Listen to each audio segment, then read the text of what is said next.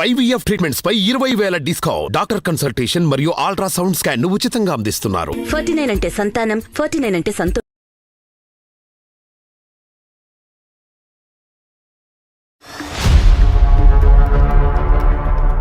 నమస్తే సార్. నమస్తే నాన్న. నాకు ఆ సంస్కారం ఉంది కాబట్టి నమస్కారం పెట్టాను. నువ్వు అనాథవా? నేను అన్నదని కాదండి.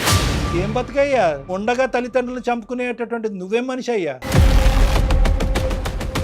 స్నేహితులు కూడా లేనటువంటి పెళ్ళి ఏంటమ్మా? అతని తరపు ఎవరూ రాకపోవటం ఏంటి? మీ తొందర ఏంటి అసలు? నాకు అర్థం కాలేదు. కొంచెం ఫిజికల్ నీడ్స్ వల్ల తన దగ్గరికి రాలేదు. How can I digest that ma'am? ఒక్కళ్ళు సరిపోరా? మీ కుటుంబంలో ఇది ఆనవాయితీయా? తన దగ్గర ఉంటున్నాను, తిన దగ్గర ఉంటున్నాను. నువ్వు చూసుకోకపోతే వాళ్ళు హ్యాపీగా ఉండరా?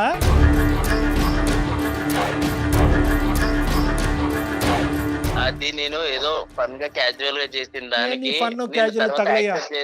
నీకు బుర్రందా? లేదంటే ఏమైనా కరెంట్ షాక్ పెట్టాలి నీకు? అనాథని చెప్పి నీ గురించి జాలి పడి చేస్తే కనుక నీకు ఫన్ కావాలా? ఏదో ఒక్కసారి జాలి పడి ఆర్ఫన్ అని నా లైఫ్ లో నీకు ప్లేస్ ఇచ్చాను. పిచ్చా, నాకు పిచ్చా అంటున్నావేంటే? ఏమంటున్నావు? నువ్వు మర్యాద ఇచ్చి మాట్లాడాలి. ఓకే, ఇక్కడ నువ్వు లూప్ లైన్ లో ఉన్నావు.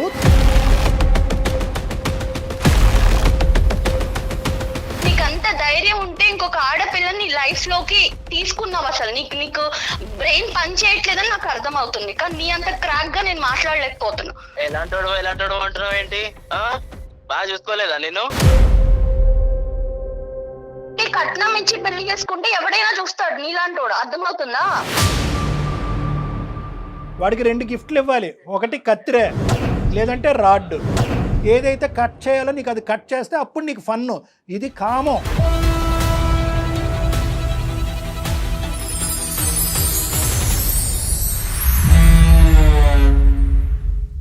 సికింద్రాబాద్ లోని doctor Narayana college of hotel management లో 100% job guarantee. 9666365365. Doctor Narayana college of hotel management వారు సమర్పించు అందమైన జీవితం కార్యక్రమానికి స్వాగతం. నమస్తే కళ్యాణ్. నమస్తే అజయ్ గారు. కావేరి అనే అమ్మాయి మనకు మెయిల్ చేసిందండి. వైఫ్ అండ్ హస్బెండ్ మధ్య ఇష్యూ. నాకు తీవ్రమైన అన్యాయం చేశాడు భర్త.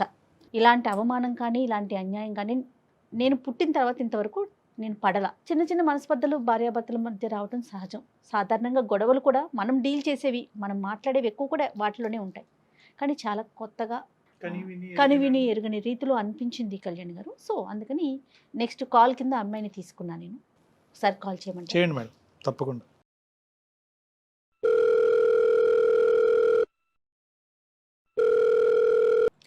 హలో, నమస్తే అండి. నేను జయాని, కావేరి గారు మాట్లాడేది. అవును మ్యామ్, కావేరీనే మ్యామ్. నేను అందమైన జీవితం ప్రోగ్రామ్ నుంచి కాల్ చేస్తున్నానండి. Okay ma'am, thank you ma'am. Hi ma'am. Hello అండి, బాగున్నారా? బాగున్నాను మ్యామ్. ఓకే, డాక్టర్ కళ్యాణ్ చక్రవర్తి గారు ఉన్నారు. నమస్తే సార్. నమస్తే ఒకసారి కావేరి. మాట్లాడండి. ఏమ్మా కావేరి, ఏం చేస్తూ ఉంటారు? ఎక్కడున్నారు? సార్ నేను software engineer sir. IT. Okay, Hyderabad లోనే ఉన్నాను సార్. చెప్పండి అమ్మా, ఏంటి సమస్య? మ్యారేజ్ 8 months అవుతుంది సార్. 8 months. యాక్చువల్ గా మ్యారేజ్ నేను నా ప్రొఫైల్ ని మ్యాట్రిమోనీలో అప్లోడ్ చేయడం వల్ల నాకు వచ్చిన మ్యాచ్ మా హస్బెండ్. సో అతని పేరు విశ్వ సార్.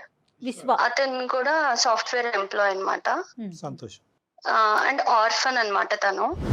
ఆర్ఫన్ అంటే వెనక ముందు ఎవరు లేరు, తల్లిదండ్రులు ఎవరు లేరు? ఎవరు లేరు సార్. సో మా పేరెంట్స్ కూడా ఏమన్నారంటే ఎవరు లేరు కాబట్టి సో బేసిక్ గా ప్రాబ్లమ్స్ ఏం లేవు అన్నట్టుగా ఓకే చేసుకున్నాం. అతని ప్యాకేజ్ కూడా మంచిగా ఉంది. అందరం కలిసి హ్యాపీ ఫీల్ అయ్యి మ్యారేజ్ చేసుకున్నాం సార్. 3 months లో మా మ్యారేజ్ అయిపోయింది. పెద్దల సమక్షంలో చేసుకున్నారమ్మా? అంటే అందరినీ పిలిచి? అవును సార్, అరేంజ్డ్ మ్యారేజ్. కాదు, అరేంజ్డ్ మ్యారేజే, కానీ అందరు పెద్దలు వచ్చారుగా. మన సైడ్ వాళ్ళందరూ వచ్చారు. తనకి ఎవరు లేరు కాబట్టి తను ఒక్కడే వచ్చారు సార్. ఫ్రెండ్స్ కూడా ఎవరు రాలేదు. ఫ్రెండ్స్ కూడా రాలేదా? ఎవరు రాలే మ్యామ్. సో ఇంకా 8 months అవుతుంది సార్, బానే ఉన్నాము. బట్ రీసెంట్ గా నాకు 1 week బ్యాక్ మా ఫ్రెండ్ కాల్ చేసింది సార్. తనకు మంచి కంపెనీలో జాబ్ వచ్చింది. సో ఇంకా వేకెన్సీస్ ఉన్నాయి, నువ్వేమైనా ట్రై చేస్తావా, ప్యాకేజ్ బెటర్ ఉంది అని చేసింది. సో ఏంటి కంపెనీ అని అడిగేటప్పటికి అది మా హస్బెండ్ వర్క్ చేస్తున్న కంపెనీ అని తెలిసింది నాకు. ఓకే. సో ఇలా ఓకే మా హస్బెండ్ కూడా అక్కడే వర్క్ చేస్తున్నారు కదా అంటే డీటెయిల్స్ అన్ని చెప్పిన తర్వాత అవునా ఓకే అంది. సో ప్రాజెక్ట్ వర్క్ మీద ఆయన ఎవ్రీ మంత్ చెన్నై వెళ్తూ ఉంటారు సార్. అదే విషయం తనతో షేర్ చేశాను అనమాట. ఇలా ఎవ్రీ మంత్ తను ప్రాజెక్ట్ పని మీద చెన్నై వెళ్తూ ఉంటారు, మీకు ప్రాజెక్ట్స్ ఎక్కువ అనుకుంటా కదా అని ఇట్లా డిస్కషన్ అయితే అట్లాంటి ప్రాజెక్ట్స్ ఏం లేవు, ఇక్కడ అంతా వర్క్ ఫ్రమ్ హోమే చేస్తున్నారు అందరూ అండ్ వాళ్ళ స్ట్రీమ్ అయితే ఎక్స్ట్రీమ్లీ వర్క్ ఫ్రమ్ హోమ్ చేస్తున్నారు. సో ఎక్కడికి వెళ్ళే అవకాశమే లేదు అని చెప్పింది. తను చెప్పింది ఎంతవరకు కరెక్ట్ అంటారు? తను చెప్పింది కరెక్టా కాదా నేను వెంటనే డిక్లేర్ చేసుకోలేదు మ్యామ్, విన్నాను అంతే. తనకి కూడా ఇవన్నీ నేను ఎక్స్ప్లోర్ చేయలేదు. సో తర్వాత నేను through friends through background work చేసుకున్నాను అనమాట, అది నిజమా కాదా, ఎందుకంటే అతన్ని మనం డైరెక్ట్ బ్లేమ్ చేయలేం కదా మ్యామ్. సో ఫ్రెండ్స్ త్రూ కనుక్కుంటే అట్లాంటి నిజంగానే ఏం లేదని చెప్పారు. సో అసలు ఏం జరుగుతుంది, ఎందుకు వెళ్తున్నాడు చెన్నై అసలు కనుక్కుందాం అని చెప్పేసి నేను ఫ్రెండ్స్ త్రూ తన లొకేషన్ ఎక్కడున్నాడు ఏంటి అని కొంచెం వాళ్ళని రిక్వెస్ట్ చేసి తెలుసుకొని తన్ని వెళ్ళాను మ్యామ్ ఆ ప్లేస్ కి. ఓకే అండి, ఓకే. అక్కడికి వెళ్ళి చూసేటప్పటికి ma'am really I was shocked. నేను అసలు నా లైఫ్ లో ఇట్లా జరుగుతుంది అని నేను ఎక్స్పెక్ట్ కూడా చేయలేదు మ్యామ్. అక్కడ అతనికి ఆల్రెడీ మ్యారేజ్ అయిపోయింది. మ్యారేజ్ అయిపోయిందా? 1 year చిన్న బాబు కూడా ఉన్నాడు మ్యామ్. ఆ అమ్మాయితో ఎంతకాలం అయిందంటమ్మా పెళ్లి అయ్యి? ఫస్ట్ ఆమెతో 2 years అయిందంట సార్. 1 year బాబు ఉన్నాడు. ఆ అమ్మాయి ఎలా రియాక్ట్ అయింది నిన్ను అక్కడ చూసి? ఆ అమ్మాయి ఎదుర్కొంటానే నువ్వు వెళ్ళావా, లేదంటే ఆ అమ్మాయి లేకుండా ఇతను అడిగావా? తను కూడా ఇప్పుడు నా సిచ్యుయేషన్ అయితే అంది కూడా తనకి తెలియదు, ఎక్స్పెక్ట్ చేసి ఉండకపోవచ్చు, అసలు ఏం జరుగుతుందో తనకు అర్థమై ఉండకపోవచ్చు. ఐ మీన్ నేను గట్టిగా అరవడం తిట్టడం ఒక చెంప దెబ్బ అయితే వేసాను కోపం వచ్చి. ఒక దెబ్బ వేయగానే మీరెవరు, మీకు ఏం రైట్ ఉంది, ఎందుకు కొడుతున్నారు మా హస్బెండ్ అని అడిగింది. సో జరిగిందంతా చెప్పిన తర్వాత షీ వాజ్ ఇన్ షాక్. ఇలా జరిగిద్దని నేను అసలు ఎక్స్పెక్ట్ కూడా చేయలేదు ma'am. I can't digest and నేను ఇప్పుడు ఈ సిచ్యుయేషన్ నుంచి ఎలా బయటకు రావాలి, ఎలా నెక్స్ట్ నా స్టెప్ ఏం తీసుకోవాలి, నా పేరెంట్స్ కి ఏం చెప్పాలి, సొసైటీలో నా పరిస్థితి ఏంటి, అసలు నాకేం అర్థం కాలేదు మ్యామ్. అందుకే నేను మిమ్మల్ని అప్రోచ్ అవ్వాల్సి వచ్చింది. ఆ సిచ్యువేషన్ తర్వాత అతనితో మాట్లాడారా? మాట్లాడితే నా వల్ల నువ్వు ఎప్పుడు హర్ట్ అవ్వలేదు కదా, నేను ఎప్పుడు ఇబ్బంది పెట్టలేదు కదా, నిన్ను బాగానే చూసుకున్నా కదా అంటున్నాడు మ్యామ్. ఎంతవరకు కరెక్ట్ మ్యామ్? నన్ను బాగా చూసుకున్నావు అనడానికి అసలు ఇక్కడ ఛాన్స్ ఉన్నా, ఐఎమ్ సెకండ్ వైఫ్ ఇప్పుడు. How can I digest that ma'am? అమ్మా కావేరి సార్ చెప్పండి సార్. ఏం స్టెప్స్ తీసుకోవాలి అనేది ఎవరు చెప్తారమ్మా? ఇప్పుడు తీసుకోవాల్సిన స్టెప్స్ ఎప్పుడు తీసుకోవాలి? పెళ్లికి ముందు తీసుకోవాలి. నువ్వు ఇప్పుడు పెళ్లి తర్వాత చేసినటువంటి ఎంక్వైరీల్లో ఒక 1% అయినా పెళ్లికి ముందు చేసుంటే కనుక ఏదో ఒక గుట్టు అయితే బయటకు వచ్చి ఉండేది. అమ్మా నాన్న లేరు అంతవరకు అర్థమైంది. వెనక ముందు ఎవరు లేకపోవటం అనేది మాకు అర్థమైనా కూడా స్నేహితులు కూడా లేనటువంటి పెళ్ళి ఏంటమ్మా? అతని తరపు ఎవరూ రాకపోవటం ఏంటి? మీ తొందర ఏంటి అసలు నాకు అర్థం కాలేదు. నువ్వు చదువుకున్నటువంటి అమ్మాయి ఏంటి పెళ్ళి రేపో ఎల్లుండో జరగకపోతే ఏమైనా ఆకాశం నెత్తి మీద పడుతుందా? మిద్దిరికి నెత్తి మీద పడుతుంది? ఏమవుతుంది? ఏంటా తొందరపాటుతనం? నీకు ఎంక్వైరీ చేయాలన్న ఆలోచన సమయస్ఫూర్తి లేదు. మీ తల్లిదండ్రులు మాత్రం ఈ కొద్ది గొప్ప ఎంక్వైరీ చేయకూడదా? పేరెంట్స్ ఎంక్వైరీ చేయాలి కదా. మీకు కనిపించినటువంటి ఫిగర్ ఏంటంటే ఆ 6 అక్షరాల 6 నెంబర్స్ ఫిగర్ కనిపించింది మీకు. ఒకటి వెనకతల 00000 కనిపించింది. ప్యాకేజ్ అట్రాక్టివ్గా ఉంది కాబట్టి వెనక ముందు ఎవరు లేకపోతే కనుక అత్తమామల టార్చరు, కుటుంబం యొక్క శాడిజం ఉండదు అనేటటువంటి ఆలోచనతోనే వెళ్ళావు. కానీ అసలు ఒక మనిషికి ఎవరూ లేకుండా ఎందుకు ఉంటుంది అనేది ఆలోచించలేదమ్మా మీరు కానీ మీ తల్లిదండ్రులు కానీ. ఇక్కడ మీతో పాటు తల్లిదండ్రుల పాత్ర చాలా ఉంది కదండి. అవును మ్యామ్. యాక్చువల్ గా నేను మమ్మీ వాళ్ళు తెలుసు కదా మ్యామ్, ఇప్పుడు ఆల్రెడీ ఇప్పుడున్న సొసైటీలో లవ్ మ్యారేజ్ జరుగుతున్నాయి, అన్ని ఎవరి ఇష్టమైనట్టు వాళ్ళు. కానీ వాళ్ళు ఏంటంటే నేను ప్రొఫైల్ సెలెక్ట్ చేసుకొని మంచిగా ఉన్నారని చెప్పేటప్పటికి వాళ్ళు ఓకే తనకి తెలుసు కదా అని పేరెంట్స్ కూడా నన్ను బ్లైండ్ గా నమ్మారు. కాదు కావేరి, ఎంత మెచ్యూర్డ్ గా మాట్లాడుతున్నారు మీరు. అంటే ఆర్ఫన్ అనేటప్పటికి జాలిపడి చేసుకున్నావమ్మా? సార్ నేను నిజంగా అతని ప్యాకేజ్ నాకు నథింగ్ సార్, ఎందుకంటే ఎలా అయినా నాకున్న ప్యాకేజ్ కూడా మంచిగానే ఉంది.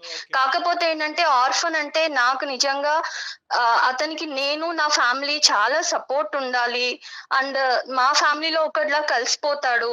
సో తనకి నేను మంచి ఫ్యామిలీ ఇచ్చిందని అవుతాను అనుకున్నాను, కానీ ఏదో తన ప్యాకేజ్ చూసో తను ఇంకా నాకు ప్రాబ్లం ఉండదని నేను ఎప్పుడు అనుకోలేదు సార్. నువ్వు అనుకోలేదు, కానీ ఇందాక నువ్వు అన్నటువంటి మాటలు ఏంటంటే బాగుందమ్మా అని చెప్పి మీ అమ్మ నాన్న అని ప్యాకేజ్ కూడా బానే ఉంది కదా అనే మాట అన్నావు కాబట్టి నేను అంటే అంటున్నాను. అదే నాకు అర్థమైంది సార్. అది కూడా one of the point.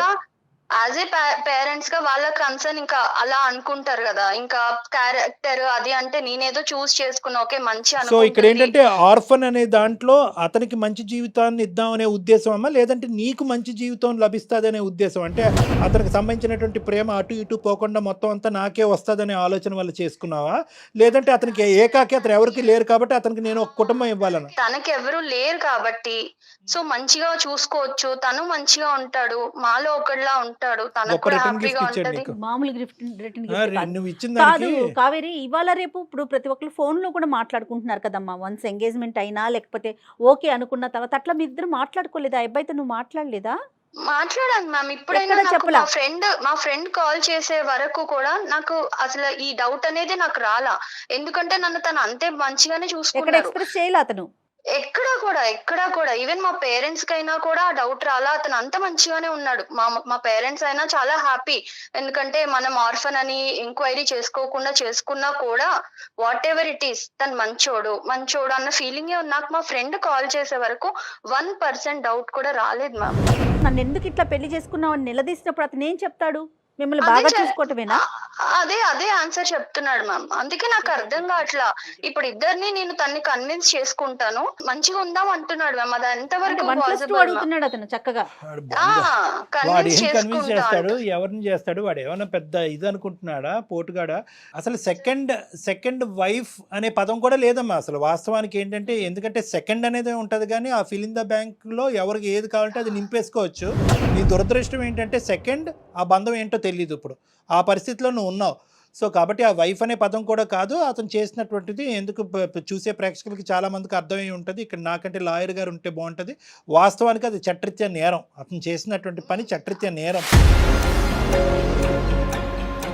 Legal గా కూడా నేను ఎక్కడ క్వశ్చన్ చేయడానికి కూడా నాకు అవకాశం లేదు. ఇప్పుడు మీరు అన్నట్టే రేపు లాయర్ కూడా అనొచ్చు, అమ్మా ఎంక్వైరీ చేయకుండా నువ్వు ఎందుకు ఈ స్టెప్ తీసుకున్నావు, ఎందుకు యాక్సెప్ట్ చేశారని. లేదు, పెళ్లి చేసుకున్నారు, అంతమంది సమక్షంలో పెళ్లి చేసుకున్నారు, యూ హావ్ బీన్ చీటెడ్ అమ్మా. So that is very clear cut, నువ్వు చీట్ చేయబడ్డావు. Second marriage is called as bigamy, అది కూడా లీగల్గా నేను ఆ పెద్ద పదాలు నేను వాడిను కానీ అది కూడా చట్టరీత్యా నేరం. చీటింగ్, రెండో పెళ్లి చేసుకోవటం, రెండు చట్టరీత్యా నేరమే. కానీ ఇక్కడ ఏంటంటే నువ్వేమనుకుంటున్నావు, ఇటువంటి పొజిషన్లో అతను మంచిగా చూసుకున్నందుకు ఏమీ లేనట్టుగా వదిలేయాలని అనుకుంటున్నావా? ఎందుకు ఇలా చేశాడు అనే ప్రశ్నకి సమాధానం వెతుకుతున్నావు. అడగాలి, ఎందుకంటే ఇవాళ నాకు జరిగింది రేపు ఇంకొక అమ్మాయికి జరగచ్చు కదా. ఆర్ఫన్ అనే ట్యాగ్ తో ఎంతమందిని మోసం చేశాడో మనకి. మీరేం ఎక్స్పెక్ట్ చేస్తున్నారండి మాకు మెయిల్ చేయడానికి అందమైన జీవితానికి? నాకు అతనితో ఉండాలని కాదు మ్యామ్, కానీ అతనికి రియలైజేషన్ రావాలి. అండ్ ఇంకొకసారి ఇంకొక అమ్మాయి లైఫ్ తో కానీ ఇప్పుడున్న అమ్మాయి వాళ్ళ ఫస్ట్ వైఫ్ అది తను మ్యారేజ్ చేసుకున్న అమ్మాయి, తనకి మళ్ళీ ఇలాంటి ప్రాబ్లం రావద్దు సార్. సో మీరు డిసైడ్ అయిపోయారు అతని నుంచి దూరంగా ఉండటానికి? ఉండాలని అనుకుంటున్నాను మ్యామ్. సో ఒకటే కదమ్మా, ఒకటే డోర్ ఓపెన్ చేస్తావు ఏంటంటే నా స్థానం 10లో చేయండి, నాకు నా భర్త కావాలి అనేటువంటిది లేదు. ఓన్లీ థింగ్ ఏంటంటే నేను మోసపోయాను, నా అలాగే వేరే ఆడపిల్ల మోసపోకూడదు, వీడు వెచ్చలపెట్టి తన అందమైన జీవితం ద్వారా కట్ చేయండి అని రిక్వెస్ట్ చేయాలి. అండ్ ఇలాంటి నాలాగా ఆర్ఫన్ కదా మంచి చేద్దామని తలకి తగిలించుకునే వాళ్ళు చాలా మంది ఉండుండొచ్చు. సో అలాంటి వాళ్ళందరికీ మన అందమైన జీవితం ప్రోగ్రామ్ నుంచి ఒక రియలైజేషన్ రావాలి. ఏ స్టెప్ తీసుకున్నా వాళ్ళు ఇలాంటి లైఫ్ లో గుర్తు పెట్టుకోవాలి సార్. అదొకటే నాకు మీరు చేసే ఫేవర్. నీ రీజన్ చాలా హ్యాపీగా ఉందమ్మా, ఎందుకంటే జనరల్గా ఈ రీజన్ రాదు. సార్ నేను మోసపోయాను, నేను అన్యాయం అయిపోయాను, నా జీవితం ఎలా అయిపోయింది, ఏదో విధంగా ఏదో కట్టే కొట్టే తెచ్చి మా భర్తను నాకు అప్పచెప్పండి, అవతలాడదు ఎలా పోయినా పర్లేదు అనే భాష మేము ఎక్కువ వింటా ఉంటాం కానీ ఈ రోజు నువ్వేంటంటే సమాజం గురించి ఆలోచిస్తూ దేశం గురించి ఆలోచిస్తూ ముందుకు వచ్చావు కదమ్మా. రియల్లీ గ్రేట్ అమ్మా, రియల్లీ గ్రేట్. సార్ 8 months లో దేవుడు ఎందుకు నాకు ఇలాంటి సిచ్యుయేషన్ తెచ్చాడు. ఇంకో 1-2 years అంటే నేను కూడా ఒక బేబీతో మళ్ళీ నా అప్పుడు నిజంగానే ఇలా అడిగేదాన్నేమో, సార్ ఏదో ఒకటి చేయండి అని. బట్ రియల్లీ గాడ్స్ సేక్ నేను ఇప్పుడు కొంచెం సేఫ్ జోన్ లో ఉన్నా. సో అలాగే ఇంకెవరు సఫర్ అవ్వద్దు సార్. ఇక్కడ ఏమన్నా ఒక పాజిటివ్ యాంగిల్ ఉందంటే కనుక నువ్వు ఇంకా కన్సీవ్ అవ్వకపోవటం, గర్భవతి కాకపోవటం అనేది ఒక పాజిటివ్ యాంగిల్ అమ్మ నిజంగా. ఎందుకంటే ఈ రోజు నీ మనస్సాక్షికి నువ్వు సమాధానం చెప్పుకోవాలి, రేపొద్దున పుట్టబోయే బిడ్డకి సమాధానం చెప్పుకునే దురదృష్టకరమైన పరిస్థితి రాలేదు. హ్యాపీ. అతను దొరుకుతాడమ్మా మనకి ఇప్పుడు. సార్ నేను కాన్ఫరెన్స్ పెడతాను సార్. మంచిగా ఫుల్ మీల్స్ పెడదాం. The person you are speaking with has put your call on hold. Hello విశ్వ, హలో చెప్పు. నేను అందమైన జీవితం ప్రోగ్రామ్ మ్యామ్ వాళ్ళ దగ్గర నా ప్రాబ్లం తీసుకెళ్లాను. నువ్వు ఇప్పుడు అక్కడికి ఎందుకు వెళ్ళావు? మరి ఎక్కడికి వెళ్ళాలి? నువ్వు చేసిన గొప్ప పనికి నేను ఎక్కడికి వెళ్ళాలో చెప్తే పోనీ అక్కడికే వెళ్తా. ఏదన్నా ఉంటే ఇంట్లో చూసుకోవాలి కానీ బయట రోడ్డు మీదకి ఎందుకు ఎక్కావు? అంటే నా ఇజ్జత్ తీసేస్తావా రోడ్డు మీదకి వెళ్ళి? ఇజ్జత్ ఉందని నువ్వు అనుకుంటే నీ ఇష్టం. లేదు సార్ తో మాట్లాడితే సార్ ఎంత ఇజ్జత్ ఉందో చెప్తారు నీకు. ఏదన్నా ఉంటే నువ్వు నాతో మాట్లాడాలి, ఇంట్లో చూసుకోవాలి తప్ప నువ్వు రోడ్డు మీదకి ఎక్కేసి ఛానల్స్ లో కూర్చుంటాను అందమైన జీవితం అది ఏంటి నువ్వు? విశ్వ నమస్తే నాన్న. నమస్తే సార్. నాకు ఆ సంస్కారం ఉంది కాబట్టి నమస్కారం పెట్టాను. నువ్వేంటంటే ఇంకా మా అందమైన జీవితం దగ్గర నుంచి ఫోన్ కాల్ వస్తేనే ఎందుకు బజార్కి ఇచ్చావని అంటున్నావు. సంతోషం, పోలీస్ స్టేషన్ నుంచి ఫోన్ రాలే. పోలీస్ స్టేషన్ నుంచి నీకు ఫోన్ రావాలా అక్కర్లేదా? అసలు పోలీస్ స్టేషన్ కి వెళ్ళాల్సిన కాదు ఊరికి నేను అడుగుతున్నా. ఇటువంటి పరిస్థితుల్లో బాగా చదువుకున్నావు కదా, ఎన్నో డిగ్రీలు, ఎంతో పెద్ద కంపెనీలో పనిచేస్తున్నావు కదా, ఇటువంటి పరిస్థితుల్లో పోలీస్ స్టేషన్ నుంచి ఫోన్ రావడానికి అవకాశం ఉందా లేదా అని అడుగుతున్నాను నేను. ఇప్పుడు పోలీస్ స్టేషన్ లో కేసు పెట్టేసి పెట్టలే తప్పు నేనేం చేశాను? తప్పు ఏం చేశాను అంటున్నాడు అతను. రైట్. ఓకే. అయితే నీకు అసలు ఏమీ తెలియదు కాబట్టి ఆ అమ్మాయి ఏమని చెప్పిందంటే నీ యొక్క సెకండ్ అమ్మాయి, ఆ అమ్మాయిని భార్య అంటామా ఏమంటామా, నువ్వేమనుకుని ఆ అమ్మాయిని చేసుకున్నావు అనేది నాకు తెలియదు. కానీ నాది నీ దగ్గర నుంచి ఒకటే ప్రశ్న, ఎందుకు నీకు ఇంత ఒక్కళ్ళు సరిపోరా, ఇద్దరు ఎందుకు నీకు? ఒకళ్ళు సరిపోరా అంటే అది అనుకోకుండా జరిగిందండి. అది ఏమనుకున్నా ఏమనుకోకుండా ఒక అమ్మాయిని పెళ్లి చేసుకోవటం అనుకోకుండా జరుగుతుందా? ఆ అమ్మాయి చెప్పినట్టు ఫస్ట్ మ్యారేజ్ అయిందండి. తను నా వైఫ్ వచ్చేసి చెన్నైలో వర్క్ చేస్తూ ఉంటుంది, నేను హైదరాబాద్ లో వర్క్ చేస్తున్నాను. తను ఎప్పుడు ఇక్కడికి రాలేదు. సో నా ప్యాకేజ్ ఇక్కడ బాగుంది, ఇక్కడికి రమ్మని తనని చాలానే అడిగాను, తను రాలేదు. తను దగ్గరికి నేను వెళ్దామంటే నాకు అవ్వలేదు. సో తను రాకపోయేసరికి నేను ఫన్ గా ప్రొఫైల్ పెట్టాను మ్యాట్రిమోనీలో.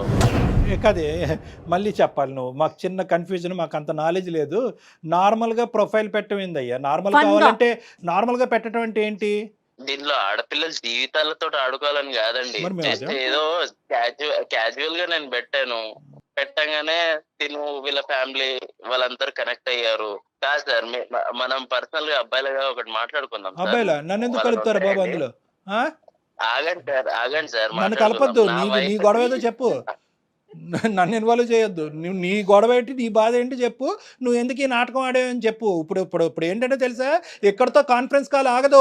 ఆ అమ్మాయి తల్లిదండ్రులకు కూడా కాన్ఫరెన్స్ కాల్ కలుపుతాం, వాళ్ళు పోలీస్ స్టేషన్ కలుపుతారు. నువ్వు చెప్పు ఇప్పుడు ఏంటో, ఏం చెప్పాలనుకుంటున్నావు? నా ఫస్ట్ వైఫ్ చెన్నైలో ఉండడం వల్ల కొంచెం ఫిజికల్ నీడ్స్ వల్ల తన దగ్గరికి రాలేదు. దాని వల్ల నేను ఇక్కడ సఫర్ అయ్యేవాడిని. దాంతో నేను ఏదో క్యాజువల్ గా మ్యాట్రిమోన్ లో పెట్టేసరికి తిను కనెక్ట్ అయింది. పెళ్లి చేసుకున్నాను, అందే ఇద్దరిని హ్యాపీగానే చూసుకుంటున్నాను. తన దగ్గర ఉంటున్నాను, తిన దగ్గర ఉంటున్నాను.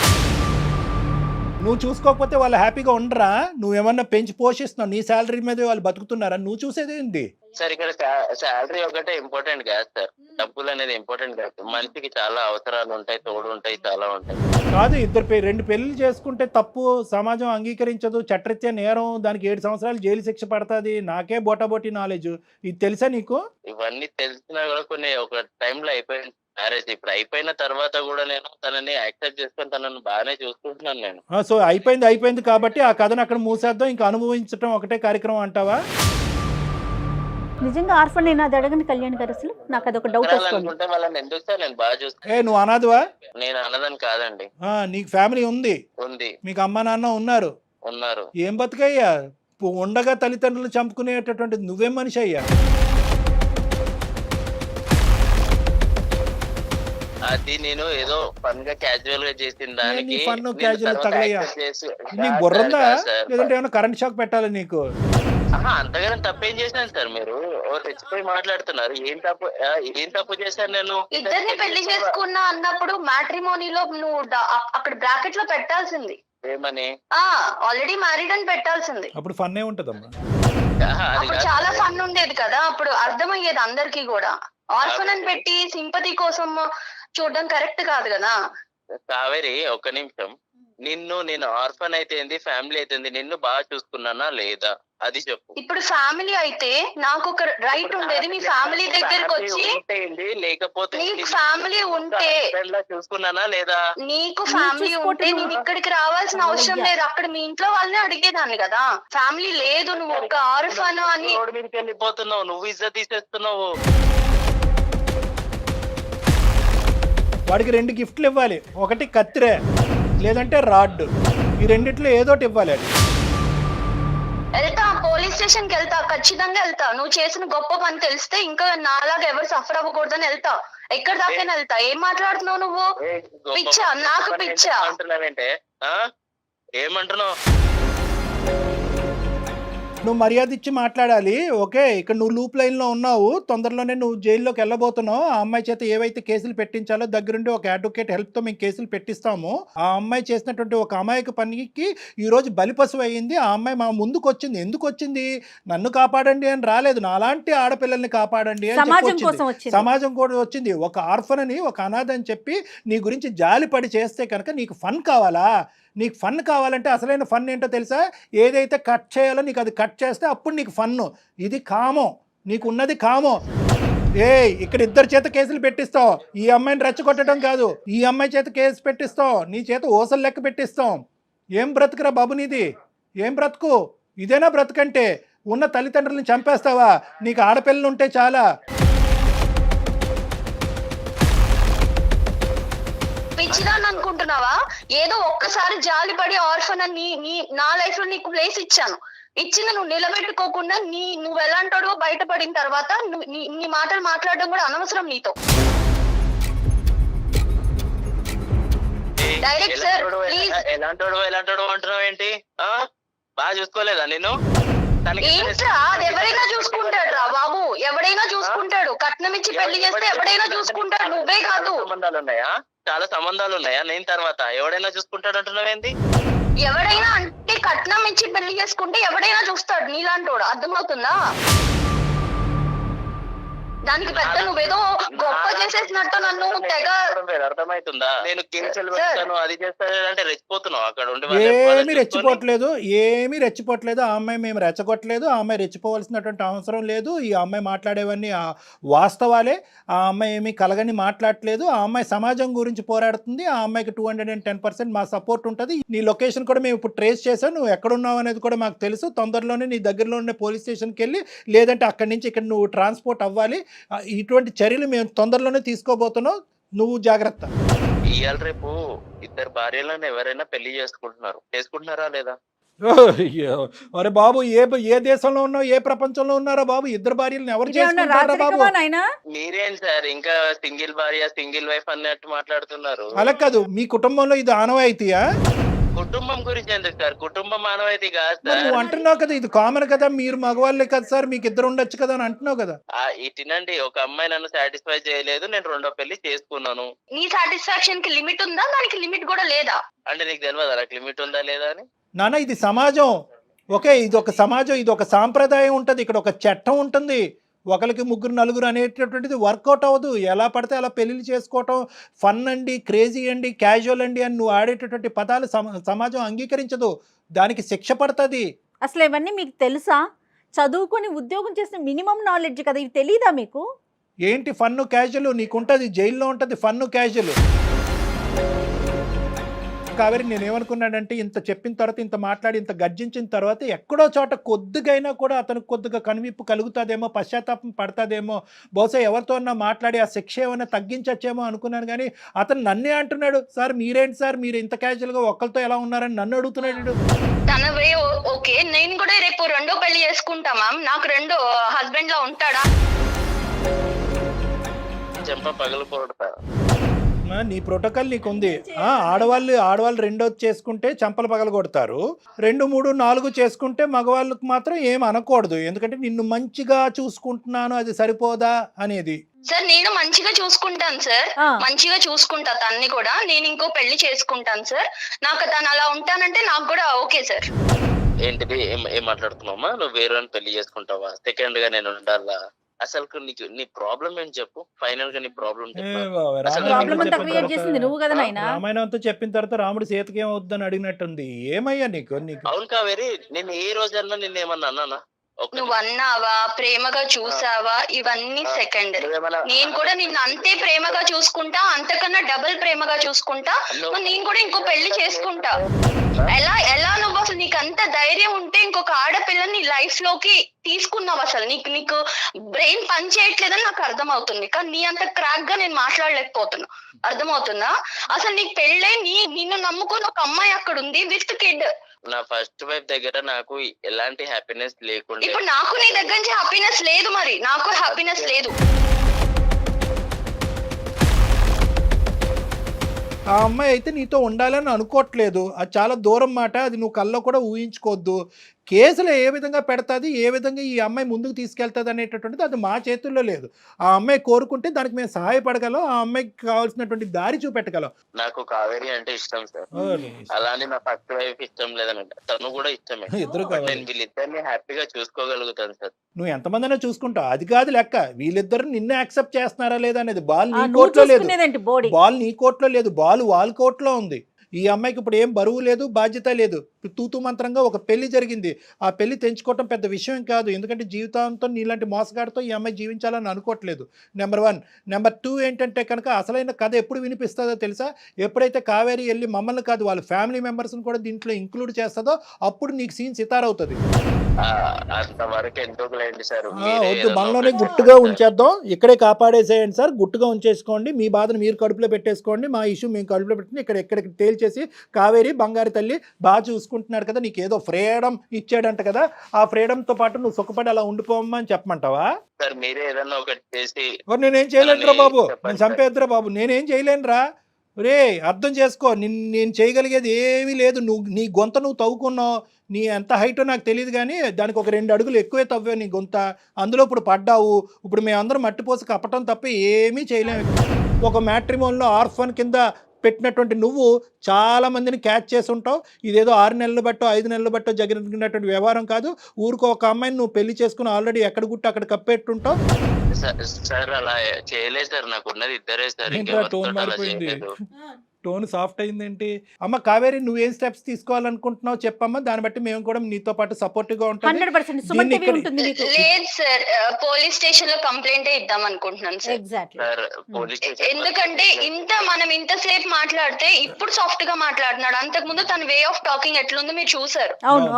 సో తన్ని మనం నమ్మటానికి లేదు మ్యామ్, నమ్మటానికి లేదు, 110% నమ్మటానికి లేదు. ఓకే బాబు, అది ఎలాంటి యాక్షన్ తీసుకుంటే తను బయట తిరగకుండా ఉంటాడో అన్ని యాక్షన్ తీసుకుంది సార్. నేను ఎక్కడికి రమ్మంటే అక్కడికి వస్తాను. నా లైఫ్ ఖరాబ్ చేయకండి సార్. ఏం ఖరాబ్ చేసావు? నువ్వే ఖరాబ్ చేసుకున్నావు. నువ్వు పైనుంచి కింద వరకు బ్లాక్ పెయింట్ వేసుకున్నావు. మేమేం ఖరాబ్ చేసాం చండాలం కానీ? మేం చేసాం అంటున్నావు. పోలీస్ స్టేషన్కి వద్దు, పోలీస్ స్టేషన్ ఏ కళ్యాణ మండపం బుక్ చేయాలా నీకు? పోలీస్ స్టేషన్ కాకపోతే ఆ టైంలో అలా జరిగిపోయింది సార్. అదే ఈ టైంలో ఇలా జరుగుతుంది చూడండి. ఇప్పుడు బాబు ఏది మా చేతుల్లో లేదు. ఆ అమ్మాయికి కనువిప్పు కలిగింది, ఆ అమ్మాయి తీసుకునే స్టెప్స్కి మేము సపోర్ట్ చేస్తున్నాము. అర్థమైందా? ఇంకేది ఉన్నా కూడా లీగల్గా మాట్లాడుకోవాల్సినటువంటి అవసరం ఉంది. మేము అడ్వకేట్ని కూడా అప్రోచ్ అవుతాం, అడ్వకేట్ కూడా ఇందులో ఇన్వాల్వ్ అవుతారు. తర్వాత సంగతి తర్వాత చూసుకుందాం. ఒక ఆడపిల్లకి అన్యాయం జరిగితే ఎట్టి పరిస్థితిలో మౌనంగా మాత్రం ఉండదండి సుమన్ టీవీ అండ్ కళ్యాణ్ గారు కూడా. డెఫినెట్గా ఆ అమ్మాయి ప్రజల కోసం, అందరి కోసం ముందుకొచ్చింది, ఆడపిల్లలందరి కోసం ముందుకొచ్చింది. డెఫినెట్గా నీకు మేము 100% సపోర్ట్ చేస్తాము. ఏం చేద్దామో ఒకసారి మాట్లాడుకుందాం. తప్పకుండా అమ్మ, నువ్వు నీ పేరెంట్స్ ఇమీడియట్గా ఇన్వాల్వ్ చేయాలి. ఎందుకంటే ఇప్పటివరకు నువ్వు ఇన్వాల్వ్ చేయలేనట్టు మాకు అర్థమవుతుంది. పేరెంట్స్ని ఇన్వాల్వ్ చేయాలి, ఎందుకంటే వాళ్ళ యొక్క సపోర్ట్ కావాలి రానున్న రోజుల్లో. ఎందుకంటే ఇలా ఒకసారి హార్డ్గా ఒకసారి సాఫ్ట్గా మాట్లాడినటువంటి మనిషి ఈ రోజు నువ్వేదో స్టెప్ తీసుకోబోతున్నావు అని చెప్పి మళ్ళీ హార్డ్ అవుతే కనుక అది సమస్యాత్మకంగా మారుతుంది. అది ఏమైనా క్రిమినల్. ఏమయ్యా సార్, ఇది మీ ప్రోగ్రామ్ వల్ల చాలా మందికి లైఫ్ లైఫ్ ఇచ్చారు, నా లైఫ్ ఎందుకు సార్ ఇలా ఖరాబ్ చేస్తున్నారు? అంటే ఆ లైఫ్ తీసేసి నీకు లైఫ్ ఇచ్చేయాలన్నమాట, ఇదే నీ ఎజెండా. నేనేమనయ్యా నీకు లైఫ్? అది కాదు సార్, తనని బాగా చూసుకుంటాను, నేను ఇద్దరిని బాగా చూసుకుంటున్నాను. ఓకే, నిన్ను చూసుకో, చేతులు దాటింది, నీ జీవితం కాస్త వేరే వాళ్ళ చేతుల్లో ఉంది, వాళ్ళు లెక్క తేల్చుకొని నీ Good. భవిష్యత్తు ఏంటో ఆలోచించుకోండి అంతే. ఓకేనా? బాయ్ నాన్న, ఆల్ ద బెస్ట్, జాగ్రత్త. Okay okay madam. Okay Kaveri. Bye. Okay, ఇంకొక విషయం కూడా మనం డిస్కస్ చేయాలండి. ముఖ్యంగా ఆడపిల్లలే, వెనక ముందు ఎవరు ఉండొద్దు, ఓన్లీ అబ్బాయి ఒక్కడే ఉండాలి, ఏ బాధరాబందీ ఉండకూడదు, అప్పుడే మేము హ్యాపీగా ఉంటామన్న ఫీలింగ్ ఆడపిల్లలకి తల్లిదండ్రులకి. అది కూడా ఒక కారణమేమో కదంటారా? ఇంత తెలివైన అమ్మాయి మనం ఎక్కడ ఈ అమ్మాయి బుట్లో పడిందని మనం అందరం అనుకుంటున్నాం కదా. అన్నిటికంటే విచిత్రమైన ఆశ్చర్యం ఏంటంటే కనుక గుడ్డిగా నమ్మేటటువంటి తల్లిదండ్రులు. కరెక్టే, చదువు విషయంలో నమ్మారు, కాలేజ్ విషయంలో నమ్మారు, కెరియర్ విషయంలో నమ్మారు, క్యారెక్టర్ విషయంలో నమ్మారు. ఒక సమాజంలోకి వెళ్తుంటే కనుక ఒక పెళ్ళి అనేటటువంటిది జీవితంలోనే అతి పెద్ద అంశం. అక్కడ అనుభవం అనేది ఇంపార్టెంట్. అంతే కదండి, అనుభవం అనేది ఇంపార్టెంట్. ఆ తల్లిదండ్రులకు ఉన్నటువంటి అనుభవాన్ని నమ్మాలి, కానీ ఈ అమ్మాయి యొక్క ఆలోచనని కొద్దిగా సెకండరీగా తీసుకుని ఉంటే బాగుండేది. ఇప్పుడు ఈ పిల్ల చిన్న పిల్ల కదా, మనకు అనుభవం ఉంది కదా అని ఒక ఆలోచన ఉన్నట్లయితే కొంతైనా ఎంక్వైరీ జరిగేదేమో కదండి. అంతేనమ్మా. ఇప్పుడు ఏంటంటే ఈ అమ్మాయి పాపం ఏంటంటే నాకేదో సింగిల్గా ఉంటే కనుక మొత్తం ప్రేమ నాకే వస్తుంది, అటు ఇటు టార్చర్ ఉండదు అనే యాంగిల్లో ఈ అమ్మాయి వెళ్ళలేదు. ఈ అమ్మాయి కేవలం ఏంటంటే ఆర్ఫన్ అనేటటువంటి జాలితో, జీవితం లేని, కుటుంబం లేనటువంటి ఒక మంచి అబ్బాయికి ఒక కుటుంబాన్ని ఇద్దామనే ఉద్దేశంతో వెళ్ళింది. కానీ మీరు అనేటటువంటి మాత్రం ప్రేక్షకుల్లో చాలామంది, ప్రత్యేకంగా ఆడపిల్లలు, కుటుంబాలు చాలా గుర్తుపెట్టుకోవాలి. ఆడపడుచులు ఎందరో వస్తారు, అన్నదమ్ములు ఎంతమంది ఉన్నాయి, ఆస్తులు ఏ విధంగా పంపకాలు జరుగుతాయి, 10 మంది ఉంటే కనుక 10 భాగాలు అవుతుందా, 10 భాగాలు అవుతాయి, 10 దిక్కులు నరకం వస్తుంది, నేను నా భర్తే ఉండాలి అనుకునేటటువంటి ఆడపిల్లలకి బహుశా ఇది ఏంటంటే ఇది ఒక గుణపాఠం. ఎందుకంటే కనుక ఒంటరిగా వచ్చేటటువంటి వాడు ఆ ఒంటరితనంతో పాటు ఏమేమి తీసుకొస్తాడు అనేటటువంటిది గుర్తుపెట్టుకోవాలి. ఎందుకంటే అతను ఎంత కుటుంబం లేదు అంటే కనుక ఆ కుటుంబం లేకపోవటం అనేది ఎంత వాస్తవమో, మీకు సపోర్ట్ లేదు అనేది కూడా, సమస్యలు వస్తే కనుక మీకు సపోర్ట్ లేదు అనేది కూడా అంతే గుర్తుపెట్టుకోవాలి. కాబట్టి ఎప్పుడైతే కనుక ఒక పెద్ద కుటుంబంతో పాటు పెద్ద సంతోషం వస్తుందనే ఆలోచనతో ఉండాలి. కాబట్టి ఎవరూ లేకుండా ఉండాలి, ఏకాకి అయి ఉండాలి, వెనక ముందు ఉండకూడదు అనే ఆలోచనతో బహుశా ఈ అమ్మాయిలాగా మీరందరూ కూడా బుట్టలో కాలేయొద్దు. కాబట్టి జాగ్రత్తగా ఉండండి. ఇటువంటి మ్యాట్రిమోనీలోంచి వచ్చేటటువంటి ఫ్యాక్ట్స్ అన్నీ కూడా ఫ్యాక్ట్స్, అది చాలా గొప్ప మ్యాట్రిమోనీ, దానికి చాలా పేరుందని మ్యాట్రిమోనీ, దానికి ఎన్నో రివ్యూస్ ఉన్నాయని చెప్పి బ్లైండ్గా మీరు వెళ్ళొద్దు. ఎంత మ్యాట్రిమోనీలో వచ్చినా కూడా మీరు చేయవలసినటువంటి ఎంక్వైరీస్ మీరు చేసుకోవాలి. ఆ ఎంక్వైరీస్ ద్వారా 100% ఫ్యాక్ట్స్ రాకపోవచ్చేమో, కానీ కొద్దో గొప్ప తెలిస్తే కనుక దాన్ని బట్టి మీరు లీడ్స్ తీసుకుని ఆ 1% డౌట్ ఉన్నా కూడా విత్డ్రా అవడానికి అవకాశం ఉంటుంది. రైట్ అండి.